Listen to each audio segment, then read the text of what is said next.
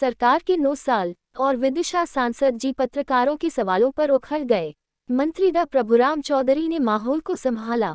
लाखों वोटों से जीतने वाले विदिशा रायसेन लोकसभा क्षेत्र के सांसद रमाकांत भार्गव यूं तो कभी कभी ही रायसेन जिले में आते हैं। ये शिकायत क्षेत्रीय मतदाताओं, बीजेपी कार्यकर्ताओं सहित पत्रकारों को भी रहती है। आते भी हैं तो सिर्फ सरकार के निर्देश पर।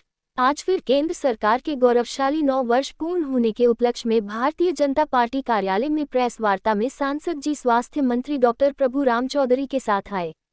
लेकिन सांसद रमाकांत भार्गव केंद्र और प्रदेश सरकार की योजनाओं की बात करते करते पत्रकारों के सवाल पर उखड़ गए और उठ खड़े हुए।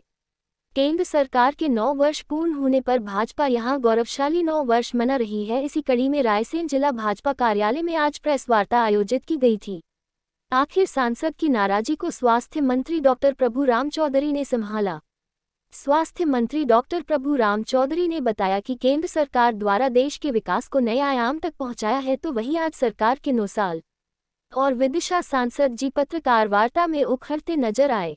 मंत्री डॉ प्रभुराम चौधरी ने माहौल को संभाला। विश्व प्रधानमंत्री नरेंद्र मोदी का गुणगान कर रहा है, तो वहीं उनके द्वारा किए गए विकास कार्यों की पूरे देश में तारीफ हो रही है।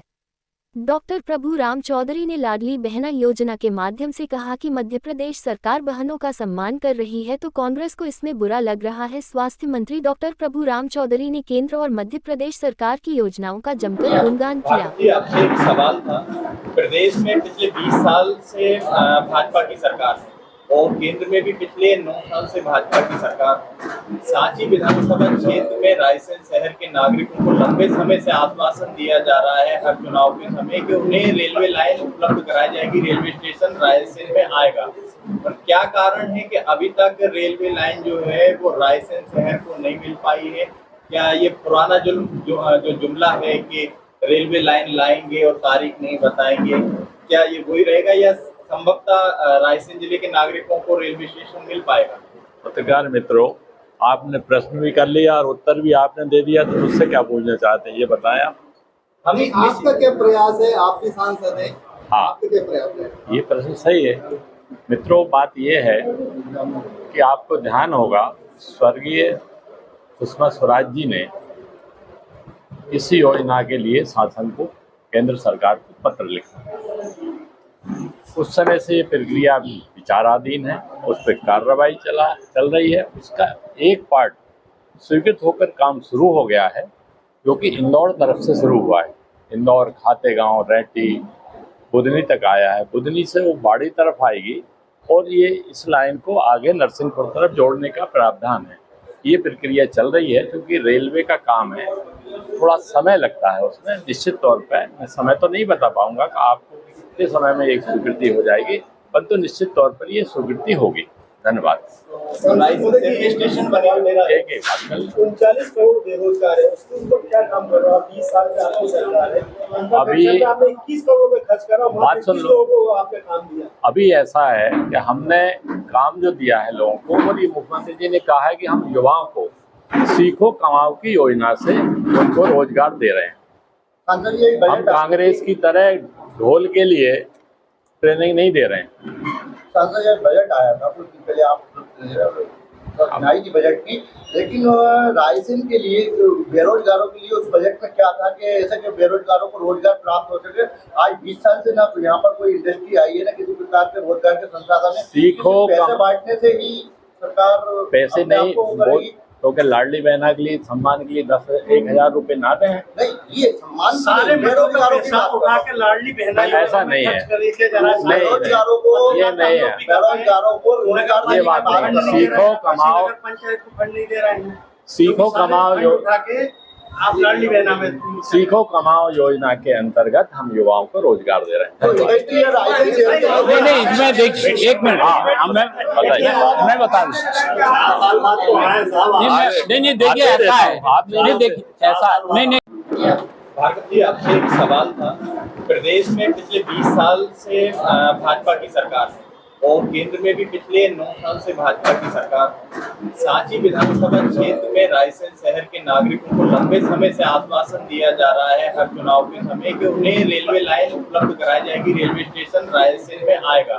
और क्या कारण है कि अभी तक रेलवे लाइन जो है वो रायसेन शहर को नहीं मिल पाई है?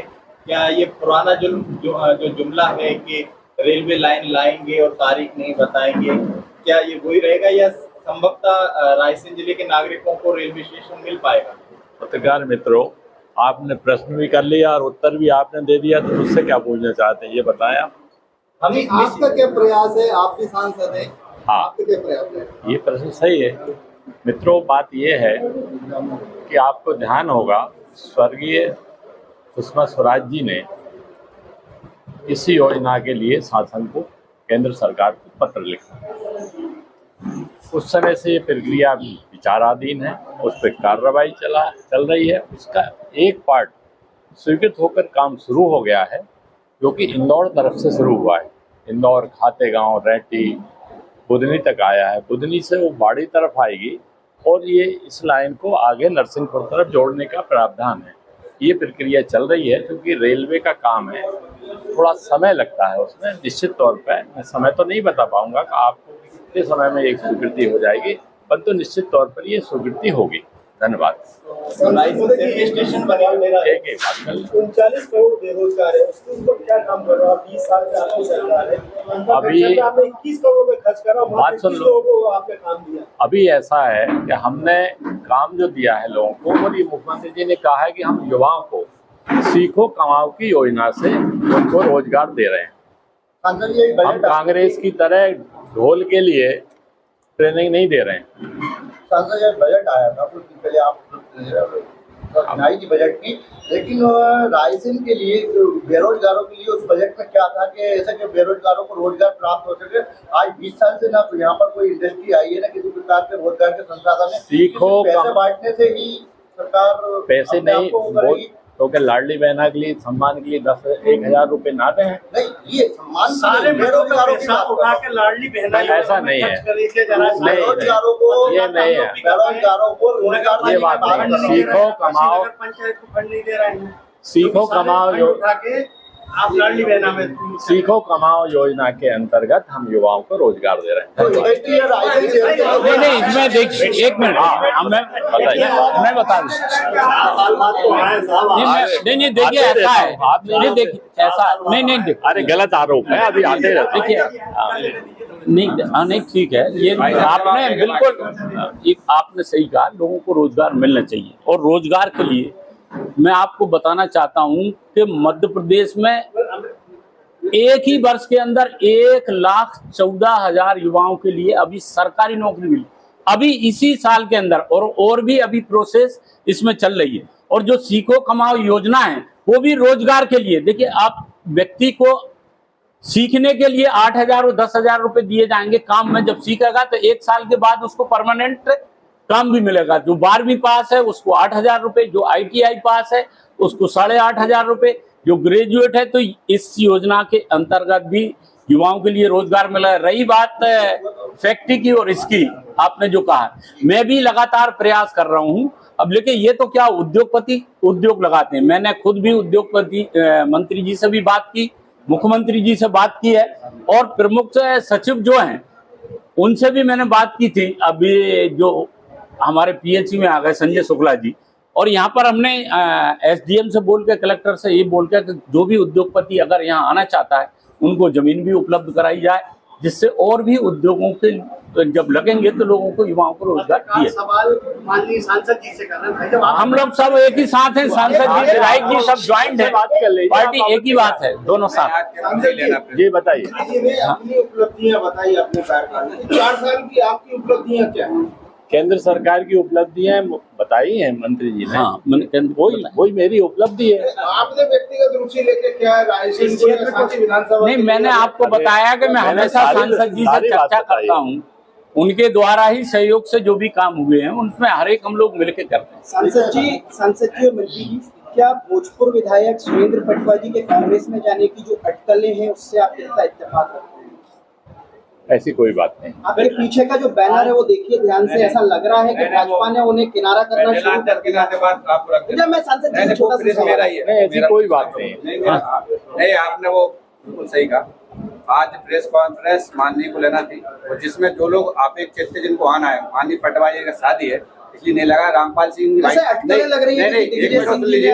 रामपाल जी भाई साहब को इसमें रहना था। रामपाल जी भाई साहब थे जिला महामंत्री के कार्यकर्ता नहीं आ पाए। जो आने वाले थे सिर्फ उनके फोटो है। ये बैनर आज का कल बदल जाएगा, पार्टी स्थायी है, ऐसी कोई बात नहीं। इस बैनर को टारगेट है। मंत्री जी आपने नहीं ऐसा लगा एक्चुअली उनकी अटकलें चल रही है आज क्या रामपाल जी भाई साहब को इसमें रहना साथ में, उनके महामंत्री का एक्सीडेंट हो गया तो तथ्य ही नहीं है खबर आपके पास, तथ्य ही नहीं, निराधार खबर है। भविष्य में पता चलेगा, दीपक जोशी जी भी चले गए सबसे। मंत्री जी आपने अपने उद्घोषण में सबसे पहले ये कहा था कि हमारी जो योजनाएं चल रही हैं वो आज के टाइम में कागजों पर नहीं चल रही, पर मनरेगा जैसी इतनी बड़ी स्कीम जो भारत सरकार ने लागू की थी, तो सांची विधानसभा के साथ साथ पूरे जिले में उसमें जमकर भ्रष्टाचार हो रहा है। करोड़ों रुपए की राशि को फोन पे पर फर्जी मजदूरों के नाम पर निकाला जा रहा है। पिछले कई समय से समाचार पत्रों में भी खबरें प्रकाशित हो रही हैं और दोषी अधिकारी कर्मचारियों को संरक्षित दिया जा रहा है। इसमें आपका नहीं, ऐसा है कि मनरेगा के अंतर्गत भी सब जगह काम चल रहा है। अगर कहीं कोई आपको पर्टिकुलर कहीं की शिकायत मिली हो तो आप मुझे भी दे देंगे या सांसद जी को, तो उसकी भी हम जांच करवा लेंगे। बाकी तो विकास के कार्य पूरे हम लोग किए जा रहे हैं। देखिए, काम होता है, आरोप भी लगते हैं, प्रत्यारोप भी लगते हैं, लेकिन उसकी सच्चाई के लिए कोई आप देंगे तो उसकी जांच करा लेंगे। वो काम तो ऑलरेडी हो चुके हैं और कंप्लीट हो चुके हैं, जो मशीनों से कंप्लीट करवा चुके हैं काम, तो मजदूरी दर्शाते हुए उनके पैसे मस्टर्ड निकाले जा रहे हैं। नहीं, इसमें पूरी हम लोग सरकार के द्वारा भी, मुख्यमंत्री जी के द्वारा भी हमेशा मीटिंग ली है और इसमें सख्ती भी की जा रही है। आपने देखा होगा कि काम उतने अभी जो जहां लेबर उपलब्ध है वहीं पर काम स्वीकृत हो रहा है। ज्यादा काम उसमें अभी आपने देखा होगा जितने भी हैं उन कामों को हम लोग पूरा भी कर रहे हैं। सांची यूनिवर्सिटी की लगातार भ्रष्टाचार के मामले सामने आ रहे हैं। सांची यूनिवर्सिटी के कुलपति लगातार मनमानी कर रहे हैं। आपके क्या संज्ञान में क्या आप कार्रवाई करेंगे क्या? नहीं, अब वो क्या बड़ा है क्या? आपके भारतीय जनता युवा मोर्चा के शोध एवं नीति प्रभारी ने अपने पदों से त्यागपत्र दे दिया और ये कहकर दे दिया कि सांची विश्वविद्यालय की जो कुलपति हैं वो वहाँ पर भ्रष्टाचार को बढ़ावा दे रही हैं। वहाँ पर शिक्षक भर्ती की जो प्रक्रिया हो रही है वो प्रक्रिया में लिस्ट पहले ही वायरल हो जा रही है। और मतलब बड़ी बात यह कि भारतीय जनता युवा मोर्चा के मध्य प्रदेश का नीति एवं शोध प्रभारी शुभम वर्मा अपने पद से त्यागपत्र दे रहे हैं और वो ये लिख रहे हैं कि भ्रष्टाचार को अगर बढ़ावा मिल रहा है और सरकार भी बात नहीं सुन रही है, और तमाम आरोप उन्होंने लगाए हैं, आप लोगों की जानकारी में होंगे। तो चूंकि विषय अंतरराष्ट्रीय यूनिवर्सिटी का है, आपके संसदीय क्षेत्र का है, तो आपकी जानकारी में है अथवा नहीं है, तो फिर क्या आप संज्ञान लेंगे? मेरी जानकारी में नहीं है विषय, मैं इस मामले में जांच कराता हूँ। एक मंत्री जी, छोटा सा सवाल मेरा आपसे है।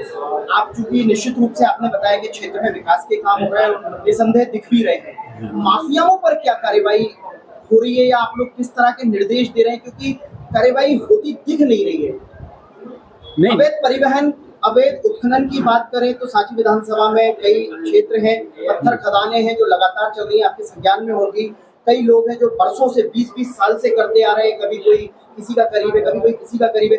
माफियाओं की अगर बात करें तो एक बड़ा सवाल यहाँ खड़ा होता है कि आपके सरकारी अस्पताल में, चूंकि आपके विभाग से जुड़ा हुआ मामला है, अस्पताल में मरीज भर्ती हो रहे हैं और एक रैकेट बाकायदा काम कर रहा है जो मरीजों को प्राइवेट अस्पतालों में शिफ्ट कर रहा है और वहां पर वो प्राइवेट अस्पताल आयुष्मान कार्ड योजना के तहत उसका भी लाभ ले रहा है और वापस उन मरीजों को अस्पताल में शिफ्ट किया जा रहा है।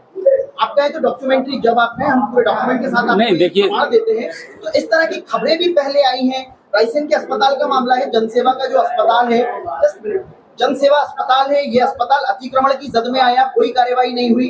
इस अस्पताल में अस्पताल की मान्यताओं पर और उसके संचालन पर सवाल खड़े हुए, लेकिन सवाल सीएमएचओ रायसेन ने उनको वहां पर प्रश्रय दिया और इस तरह से वहां पर भी कोई कार्यवाही नहीं हुई। और रायसेन अस्पताल के आज भी ज्यादातर मरीज जनसेवा अस्पताल में बाकायदा नाम लेके इसलिए कह रहा हूँ क्योंकि इसके प्रमाण हमारे पास मौजूद है, वहां पर शिफ्ट किए जा रहे हैं। सिविल सर्जन की भूमिका संदिग्ध है।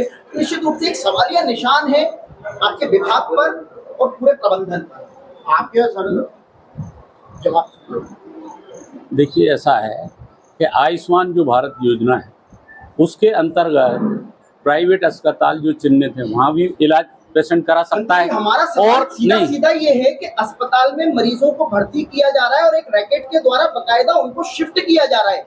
जनसेवा अस्पताल में आपको नाम लेके नहीं, अगर कोई पर्टिकुलर आप देंगे, पहले बीच बीच में शिकायत आपने जो पर्टिकुलर अस्पताल के बारे में बताया उसके मामले में भी प्रशासन ने नहीं, प्रशासन की उसमें कार्रवाई अधर में है। प्रशासन ने कार्रवाई की थी, प्रशासन कार्रवाई नहीं उसमें कर रहा। मामला न्यायालय में बिल्डिंग निकली गया, है, अतिक्रमण उसमें में मामला बिल्डिंग न्यायालय में निकली है, गया, किसकी इसलिए शय पर? अतिक्रमण में बिल्डिंग निकली है, अतिक्रमण में बिल्डिंग निकली है, अस्पताल का संचालन नियम विरुद्ध पाया गया, तो ये किसकी शय पर रुका हुआ है? आप नहीं, शय पे नहीं, डॉक्यूमेंट देखिए प्रशासन ने, कलेक्टर ने उस पर कार्रवाई की थी, आप रोक भी सबको प्रशासन जानकारी ने, है। रोक भी प्रशासन ने। उसमें मामला न्यायालय में गया, उसके वजह से उसमें थोड़ा सा डिले हुआ। नहीं, अस्पताल सील तो हुआ था, लेकिन उपरांत चालू हो गया।